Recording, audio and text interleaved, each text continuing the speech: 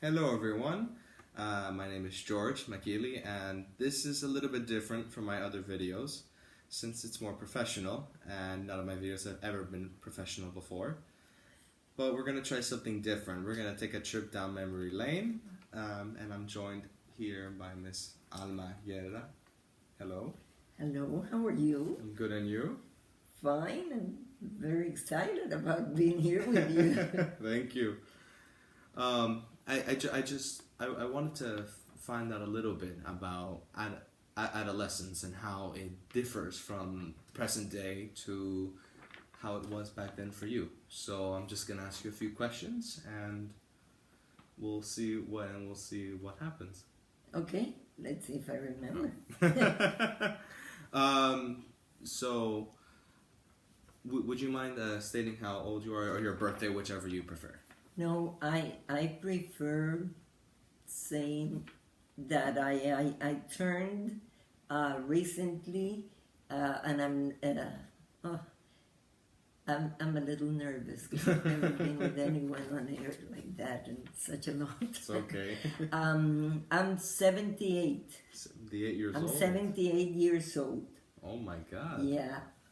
And I'm really excited about it. Well, I'm glad to hear that. Yeah.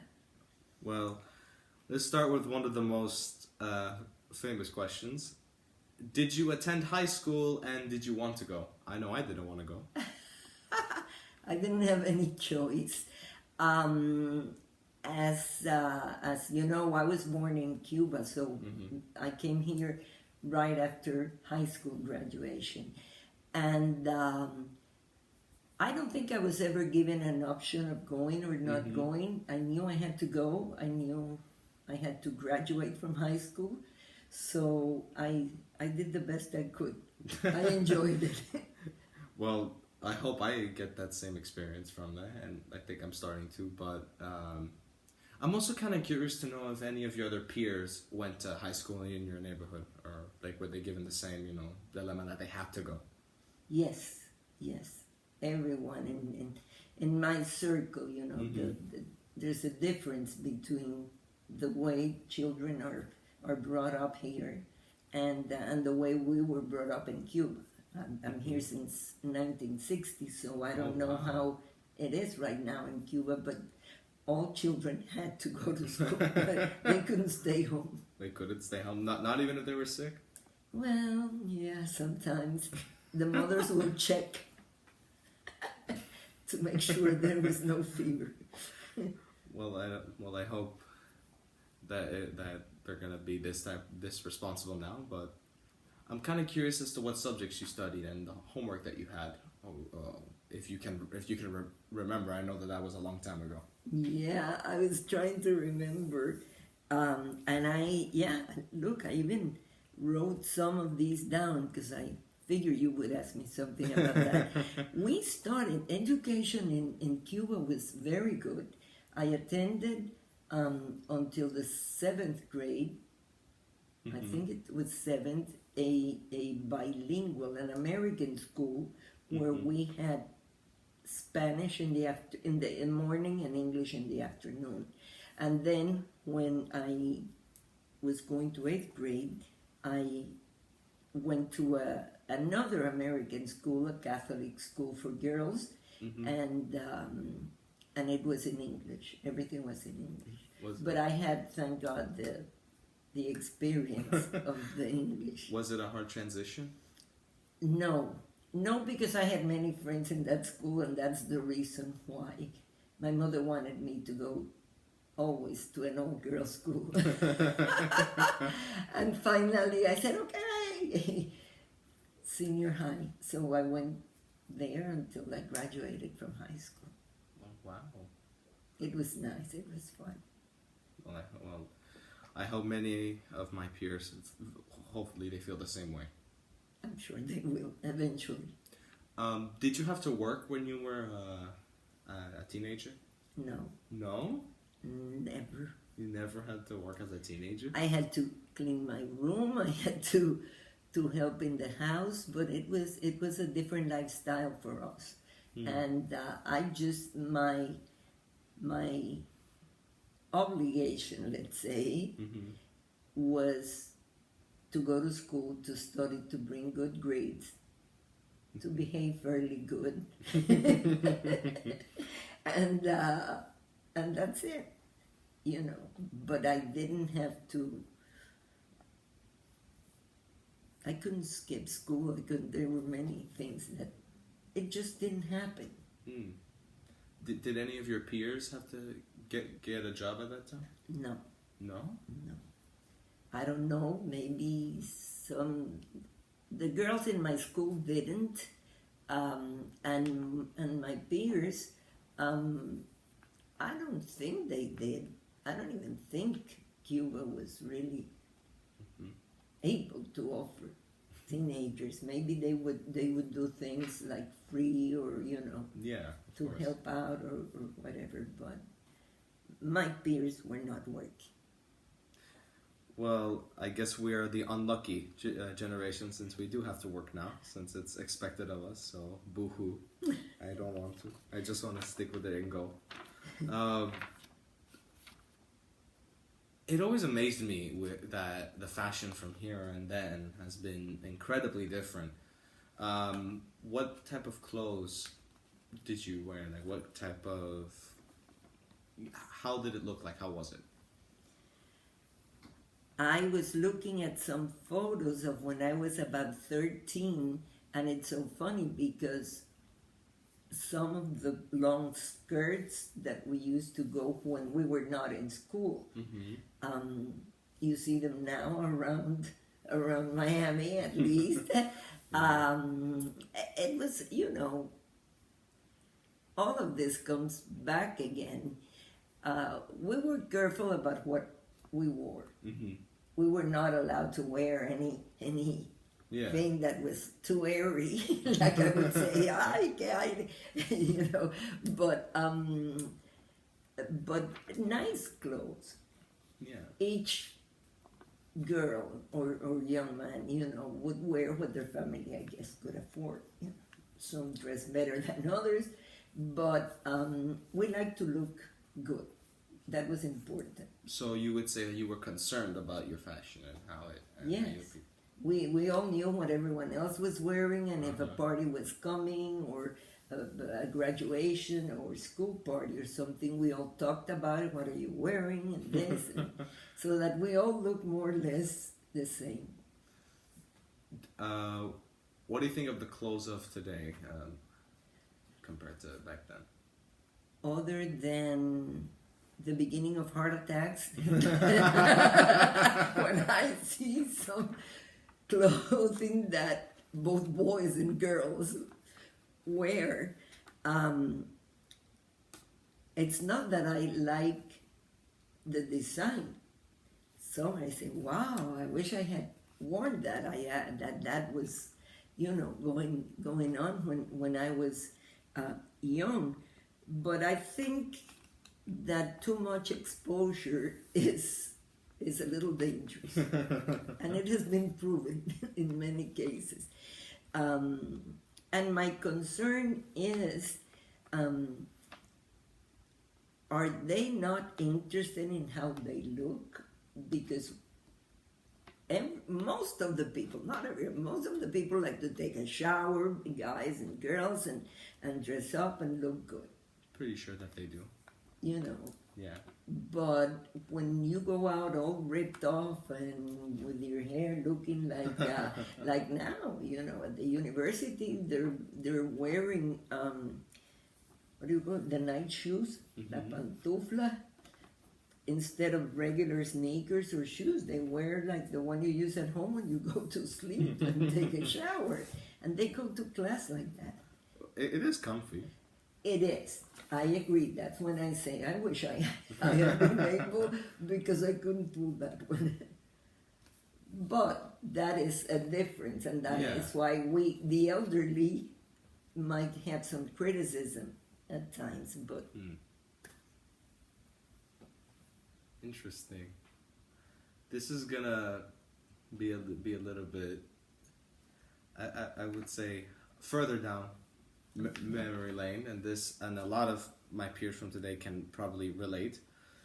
Um, did you date in high school? Yeah. And did you have a specific age in which you had to date, or were you were allowed to date? Not really. For me and for my peers in the neighborhood and schools, it was like that. For example, we were very blessed that we were able to attend a club, a club where our parents went to play tennis, to sit down and talk, to swim, and the kids went there too. And so everybody knew everyone else, Our parents won't let us go, let's say, to George's house if we didn't know who his mom was or his dad, Yeah. I mean, that was a no-no.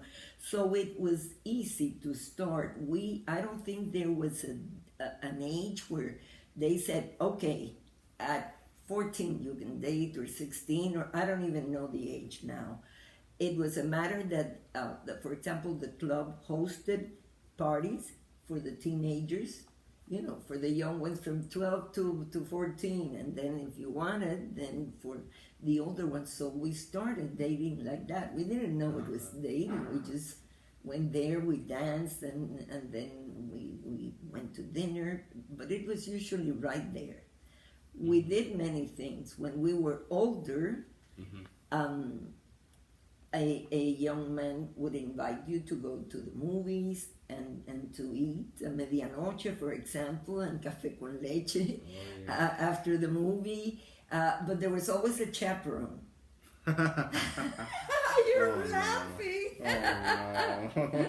I'm not. Oh my! I'm laughing because I can't believe that there would be like someone else sort of monitoring what was going on. It was hilarious. But we all grew up, the girls, for example, knowing that was a must. It's non-negotiable. And then we usually would try to get a chaperone who was fun, who was, and the mother, since they knew each other most of the time, they would say, okay, who's going to be the chaperone? Well, Natalia is going to be the chaperone tonight. So each mother talked and said, hey, are you really chaperoning tonight? And then they said yes, and they would drop us at the movie, or the chaperone, if she had usually they had a car, they would take for example, 4 girls.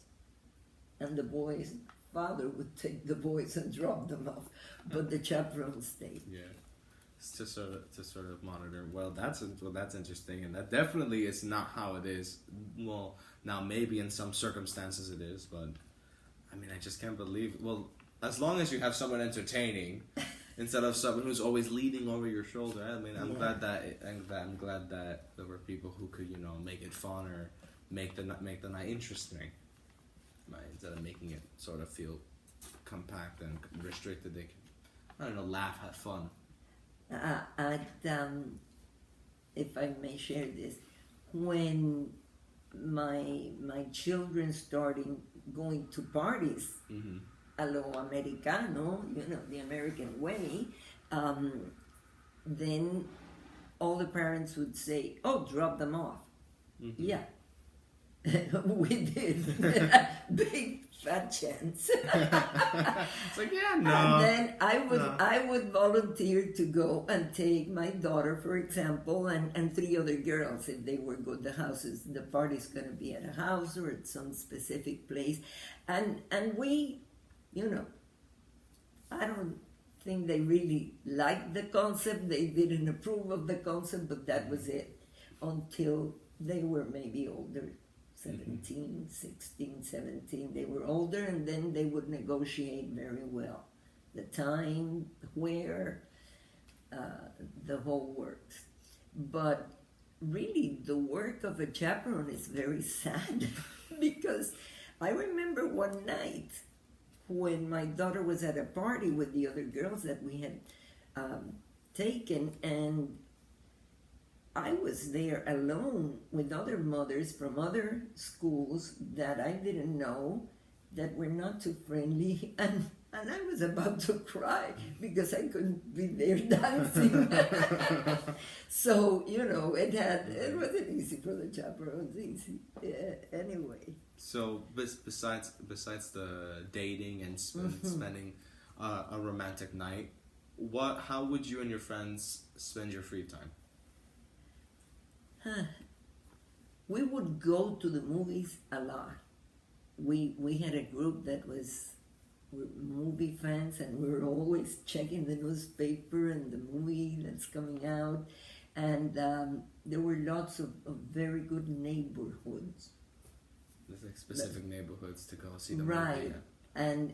And like where you live, probably there would have been one that, and many the parents trusted that neighborhood because there was good security inside. There were people who knew the parents, so there was not much chance of the kids misbehaving too much. It was. If they did, they knew who was where you lived, in what area, and who were your parents. It was very how do I say this? Everyone knew each other. It was very small and compact, and right. You don't see a lot of that nowadays in these big neighborhoods. And whenever I hear things like that, it kind of makes me wonder, like, man, what if I lived in one of those areas? That would be amazing. Because you could know more people, and you could get into movies or get a special offer on something or anything. And I feel like that should happen more, and that should be more prevalent now. I agree. I think your generation would enjoy it a lot. A lot. Free French fries. Right. Free burgers, free everything. So I think a lot of people would find this question a little bit relatable. What nagged you the most as a teenager? Like, what was the thing that was always on you that you felt sort of annoyed by? That's a very good question. Without my two brothers, you mean? Family. Oh, okay. That's definitely. I was the middle child, and I was the only girl. So I had an older brother and a younger brother, and then my mother said, "You have to obey your oldest brother." Mm-hmm. And then you have to look after your youngest brother. So I said, and when do I have time? That's if we went to the club or if we went swimming, It was really hilarious, but we had a good relationship, the three of us, even though there were age differences. What nagged me the most, other than when I got the acne, I would say not being able to attend the party that I was looking for because of a specific thing that didn't have to do with me, but maybe with the family. I would get so sad, so upset. Because you had to be at home doing whatever or one of my other cousins had something going on, a birthday, and it coincided with the day it happened that once, and I was so angry at my cousin because I couldn't care about her friend. She was older than I was, but then they said, "You all have to go and be with her because it's her birthday." So things like that. Yeah, I guess I was very demanding. But my mom was good. And my father would always try to convince me that this was good for me staying. Oh, well, I think that still happens nowadays. And it didn't just start now. It was happening since long ago. And so you're not the only one. She knows. Don't worry about it. We're not alone. We are not alone. You're not. We're not alone in our suffering. Well, thank you so much for this. I just wanted to ask just a few more questions. Okay. And what would you say would be the main difference between the teenagers of modern day compared to yourself when you were at that phase in life? And what do you think of today's teenagers? I have gone through 4 children and 10 grandchildren, and my husband and I both have a great relationship with each of them, with each. I mean, they call, they consult, they. On the other hand, the technology kills me when I am with them. It wins because, you have a friend, you're waiting for a call, so the phone has to be there, ready, Yeah. they have to check things, and I think technology has hurt teenagers a lot. I don't think this generation really is aware, because this is what you have all been exposed to. Like, my children were not exposed to phones, to cell phones or mobile. My grandchildren have. And then you see the difference, that the parents have a more difficult time trying to get the kids' attention, a full attention. The kids are good. I think all kids are good until something happens and they get messed up. I am one to blame parents for messing up kids. I'm sure I have messed up mine at some point. And I assume that responsibility because that wasn't taught in school. Exactly. And we did our best, my husband and I. I think that technology really has affected the children because the parents have not been able, the parents were surprised by all this technology, by all the changes. I think it's been too quick. And the 2 generations they don't know, plus the abuelas, the grandmothers who babysit, and then they don't know either because they were not exposed. I had to learn. To them. Yeah, but I think teenagers they're doing great. Look at you. look at you, what you're doing, and I think nowadays teenagers really understand more of what life is all about. Before, we had to ask, and then sometimes the parents wouldn't like to tell you because they don't want to worry when you're at the university level. No, don't worry about that now. When you get there, we will explain. And this was the system, let's say. But there's hope. I know many who are awesome kids, both young men and young women, but I think they haven't had the freedom I had. They've had to work, first of all, most of them.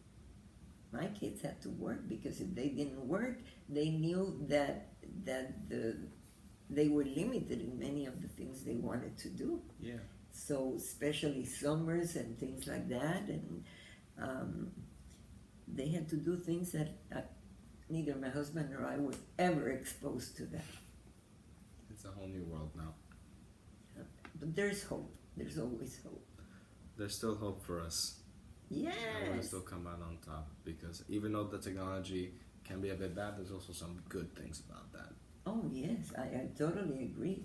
I'm trying to be up to par, but I go crazy with all the technology. But my kids help, and my husband, that's his forte. So I'm blessed with that. So you've gotten lucky with that, which yes, is good. very lucky. So you've been able to survive at least with the technology. No, I know that. I mean, it's wow. It's amazing. Amazing. Well, I thank you again so much for this. It's really helped me. I'm humbly honored to be here. I wasn't expecting such a serious interview. Well, I'm a bit sort of surprised at how life was back then, because my understanding was most of the things that we have now sort of came from back then, and my suspicions were correct, that they did come from that long ago, and many of the standards today were from the standards that were held and sort of put in place that long ago. And I hope that today, in this time, that we will all worship and sort of be grateful for these amazing people who went through so much. We did survive. Oh, thank you. Well, thank you so much for being here. It's Wonderful. meant a lot. Anytime. Well, guys, I think that's it. Thank you so much for joining in, and I guess I'll see you soon. And just remember, we'll survive this, as heard through here. And free burgers, I want that. And if there's anything, let me know.